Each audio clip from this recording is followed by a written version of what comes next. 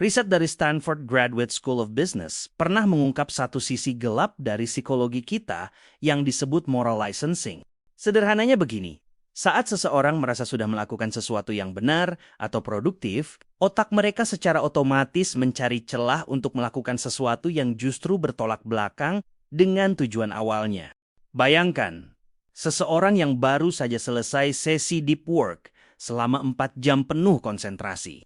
Tapi setelah itu, dia malah menghabiskan sisa harinya dengan bermalas-malasan tanpa tujuan karena merasa sudah cukup berjasa.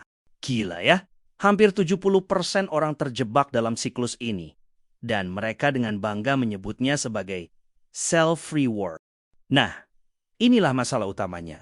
Selama ini kita mengira kalau menghadiahi diri sendiri itu cuman soal urusan jajan atau beli barang. Padahal, kalau kita mau jujur, self-reward yang salah justru bakal bikin kita makin sulit buat konsisten.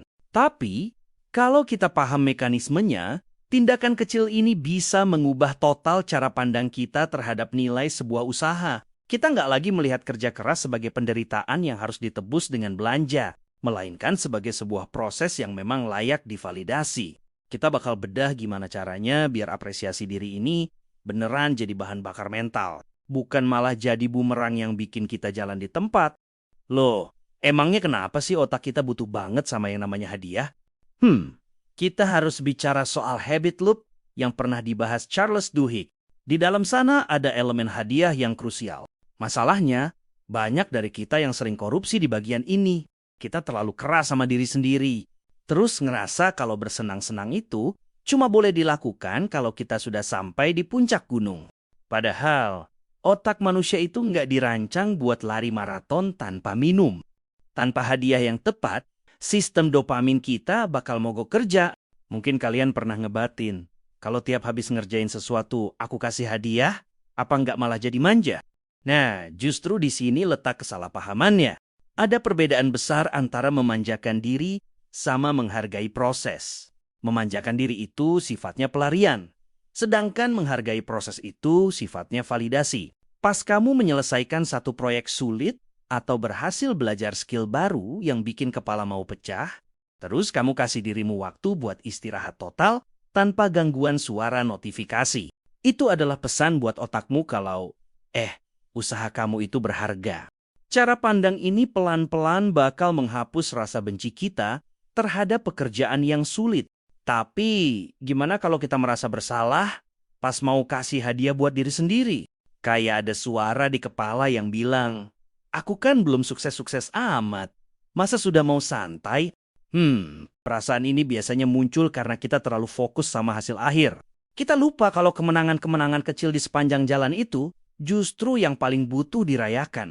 Di psikologi, ini namanya operant conditioning.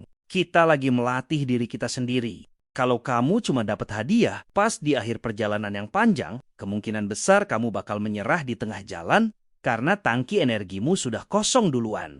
Lalu muncul lagi pikiran lain. Bukannya self-reward itu cuma buat orang yang punya banyak duit ya? Kalau lagi bokeh, gimana? Bentar dulu. Ini salah kaprah yang harus kita luruskan hari ini. Hadiah terbaik itu seringkali nggak ada hubungannya sama nominal rupiah. Pernah nggak kalian merasa puas banget cuma karena dapat izin buat tidur 1 jam lebih awal tanpa merasa berdosa? Atau sesimpel mematikan laptop dan duduk diam menikmati kopi tanpa mikirin kerjaan? Itu adalah hadiah mewah buat sistem saraf yang lagi tegang. Self-reward yang mengubah perspektif itu tujuannya buat memulihkan kondisi mental, bukan buat pamer gaya hidup di media sosial. Bicara soal apresiasi diri, aku pengen dengar nih dari sisi kalian. Pernah nggak kalian ngalamin satu momen di mana sebuah reward kecil beneran bikin mood kalian berubah total buat lanjutin tantangan berikutnya? Tulis di komentar ya. Siapa tahu ide kalian bisa jadi inspirasi buat yang lain.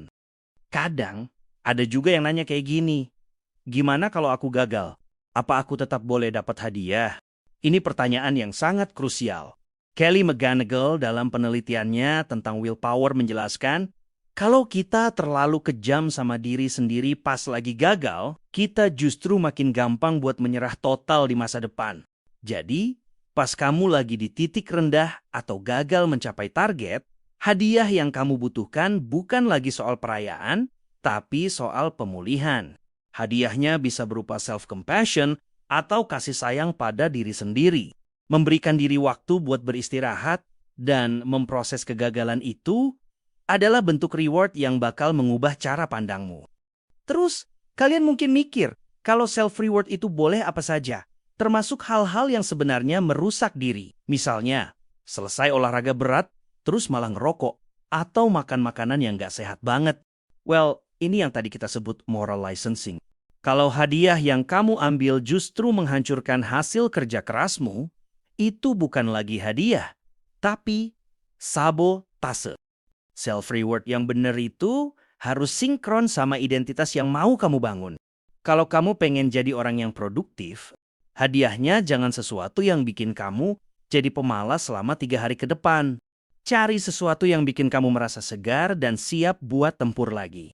Sekarang, gimana caranya biar konsep ini nggak cuma jadi teori yang numpang lewat doang di kepala? Ada beberapa prinsip dasar yang bisa langsung kalian pakai buat merancang sistem apresiasi diri yang logis. Hal pertama yang harus dilakukan adalah membuat hierarki hadiah. Otak kita itu pinter. Dia tahu mana usaha yang berat dan mana yang cuma pemanasan. Jadi, buatlah daftar hadiah yang sesuai dengan tingkat kesulitannya. Untuk pencapaian kecil harian, hadiahnya harus yang instan dan nggak memakan banyak waktu. Misalnya, mengizinkan diri buat baca 1 bab buku favorit. Untuk pencapaian mingguan, kalian bisa kasih sesuatu yang lebih besar. Dengan begini kalian punya sistem navigasi yang jelas, dan otak kalian bakal selalu punya motivasi buat naik ke level berikutnya. Selanjutnya, utamakan hadiah yang berbasis pengalaman atau waktu, bukan cuma barang. Barang fisik itu efek dopaminnya cepat hilang, tapi pengalaman atau rasa tenang itu membekas lebih lama.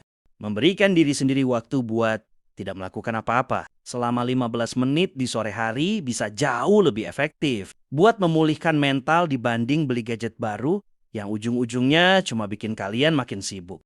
Cara ini bakal mengubah perspektif kalian dari yang tadinya haus sama kepemilikan, jadi lebih menghargai keberadaan dan ketenangan diri sendiri.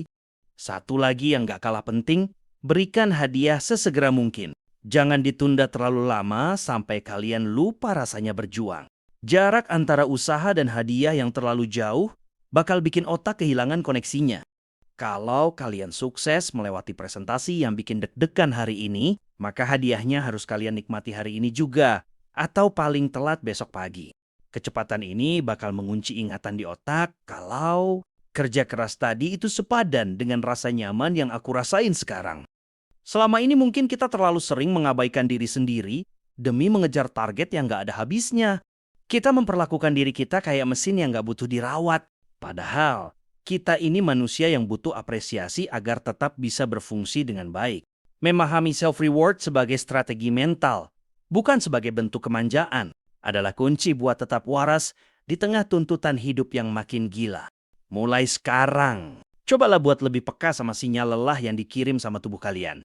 Jangan nunggu sampai burnout atau ambruk dulu baru mau berbuat baik sama diri sendiri.